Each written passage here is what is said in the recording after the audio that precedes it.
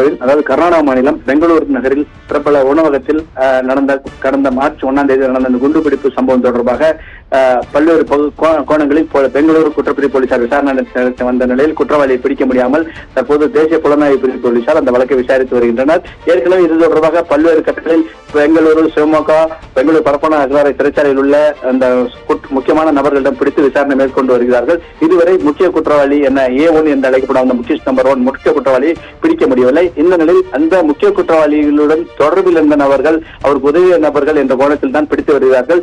இந்த நிலையில் தான் சிவமோகா மாவட்டம் தீர்த்தகல்லி பகுதியைச் சேர்ந்த 2 நபர்களை கடந்த வாரம், அதாவது செல்போன் கடை உரிமையாளர் இருவரை பிடித்து விசாரணை மேற்கொண்டு வந்திருந்தனர். அவர்களின் செல்போன்களுக்கு யார் யார் போன் செய்தார்கள், அவர்கள் அந்த இளைஞர்கள் இருவரும் யார் யாருடன் தொடர்பில் இருந்தார்கள் என்ற கோணத்தின் அடிப்படையாக வைத்துதான் தற்போது சிவமோகா மாவட்டம் தீர்த்தகல்லியைச் சேர்ந்த பாஜக நிர்வாகியான சாய் பிரசாத் என்பவரிடம் சந்தேகத்தின் அடிப்படையில் தேசிய புலனாய்வு பிரிவு போலீசார் விசாரணை நடத்தி வருகின்றனர். தேசிய புலனாய்வு பிரிவு போலீசார் தினசரி அந்த குறிப்பிட்ட தேசிய புலனாய்வு பிரிவு போலீசாரால் கைது செய்யப்பட்ட நபர்களை எதற்காக அவர்களிடம் போனில் தொடர்பு இருந்தனர் என்ற கோணத்தில் சந்தேகத்தின் அடிப்படையில் விசாரணை நடத்தி வருகிறார்கள். இது குறித்து, அதாவது ஒருவேளை தேசிய புலனாய்வு பிரிவு போலீசாரால் கைது செய்யப்பட்டால் அது இன்று மாலையோ அல்லது நாளை மாலையோ தேசிய புலனாய்வு பிரிவு போலீசாரால் பிரஸ் நோட் அளிக்கப்படும். அதில் முக்கிய விவரங்கள் தெரிய வரும். தற்போதைக்கு சந்தேகத்தின் அடிப்படையில் பாஜக நிர்வாகியிடம் தொடர்ந்து விசாரணை போய்கொண்டுள்ளதுங்க பிரவீன்.